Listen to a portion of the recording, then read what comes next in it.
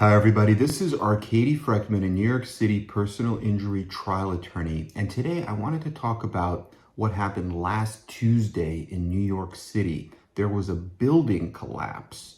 A parking garage at 57 Ann Street collapsed, and it happened because there was so much weight, 205,000 pounds, 50 cars on the roof of a really small garage. And it's downtown Manhattan. I don't know if a lot of people, especially people outside of New York, understand what this street looks like, but it happened on Ann Street.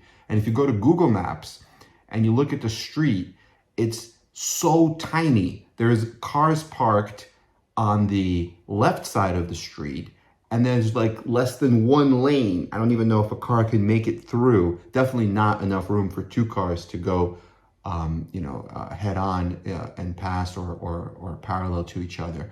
So it's a tiny little side alleyway almost. It's a side street. And then they have this parking garage, which is just like a 1, 2, 3 level structure. And I don't even know if the roof is meant for cars, but I guess it's 100 years old, okay? And I think like the important thing to consider is the way New York City, the way that the system exists, right? The way New York City deals with inspections. Now, there's this new law that's going to require landlords to inspect the properties themselves. So if you're a landlord, let's say you own a parking garage, you have to inspect. The duty is on you, and then you have to provide the certificate of inspection. So you have to, I guess, hire an inspector, an engineer, an architect engineer, do the inspection, and then give the certificate over to the building department. So I hope they start enforcing this new law. According to an article I read in the newspaper, they said that this was 9 months before the inspection deadline. But then if you go into a little bit of research, for example, there's a DAP portal, and that really links you to a few different sources. It links you to the HPD complaints, which there aren't any here because this isn't a housing building, but there's also the Department of Building Complaints. There's the ECB, the Environmental Control Board violations, which this building had 19 of them. And then they have permit applications.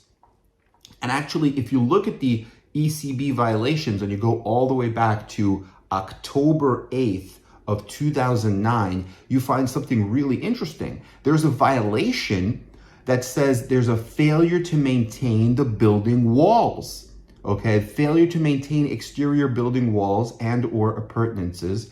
And it's noted, so I guess this was an inspector who came and looked at it because he says, or she says, it's noted that there are numerous cracks at the brick facade below the structure, supports for the fire escape balcony, south elevation, and there's settled structural steel.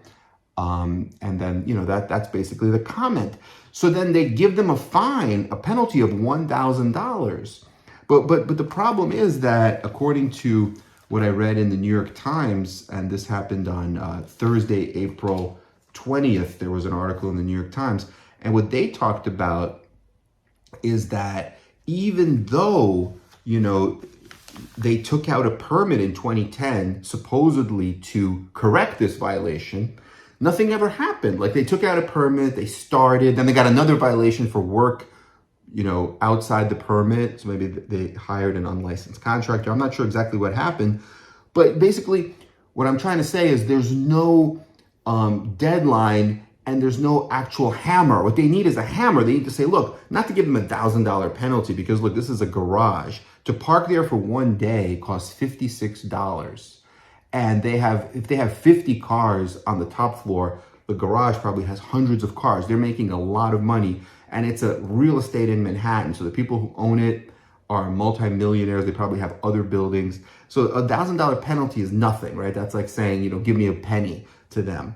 So what they need to do is they need to say, look, you have to inspect this and you have to get an engineer. And if the engineer says there are any kind of structural issues, you have to fix it. You give them a deadline, give them 30 days, 60 days. And if you don't, then the building gets shut down. You can't use the building. That will get them to actually do something, you understand? Because this is just ridiculous. This is like, just not enough of a penalty to actually implement any kind of meaningful change. And that's why these horrible things happen where the whole building collapses and somebody died, 5 more people were injured. Just horrific things that are happening and for no good reason. So I think that, and I see that too when I handle cases, whether it's ceiling collapses, buildings. I've had cases where the wall of a building starts breaking because somebody's building right next to it and it's improper construction. I've had a lot of cases involving engineering and structural cases like this. So it just, what they're really doing is there's no kind of hammer, there's no penalty. They're just kind of saying, look, please fix it. Here's a $500 penalty, here's a $1,000 penalty. But this is people's lives at stake. They really have to take this more seriously, and they really have to put in firm deadlines and stick to the deadlines. You can't let these deadlines pass.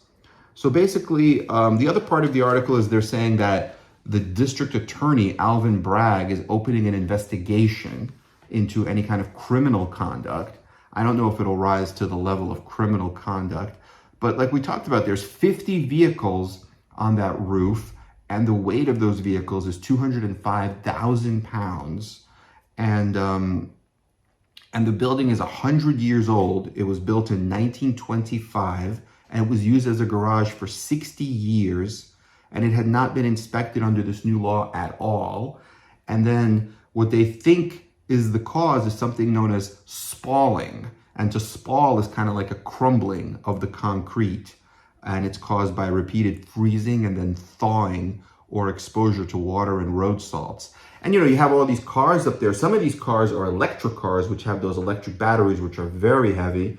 And then of course in New York City, it's an open roof. So you're gonna have freezing and you're gonna have thawing, you're gonna have road salts, you're gonna have snow, ice. So yeah, that was actually the same cause as that condo, the Champlain Towers South condominium in Surfside, Florida that collapsed in 2021. That was also spalling. So that's a known cause of a collapse. So yeah, let us know what you guys think. I just think that this is a clear example that the New York City Building Department has to get some teeth and has to say, look, if we're gonna make this law that a landlord has to do this inspection, fine. So make the law, give them a short period of time, 30 days, 60 days, have them do it. And if they don't do it, put some real penalties in place, like $1,000 is just not going to do anything. Shut down the building, say, look, you can't, it's going to be condemned. We're going to put that yellow tape all around it, like they do when there's a crime scene. You can't use it until you get, because what is it really it's not really too complicated. You get the inspector gets in there, he or she does their evaluation of the building, they write their report, that just takes a few hours, then they'll give their recommendations. They'll say it's safe, then they open it up, right? If they say it's not safe, you have to do X, Y, and Z, then you hire a licensed contractor, you get it done, whatever it takes. But this way you protect lives, and that's what's most important. Okay, let us know what you think. Please like and subscribe to our channel, and we are here for you. Have a great day, everyone. Bye-bye.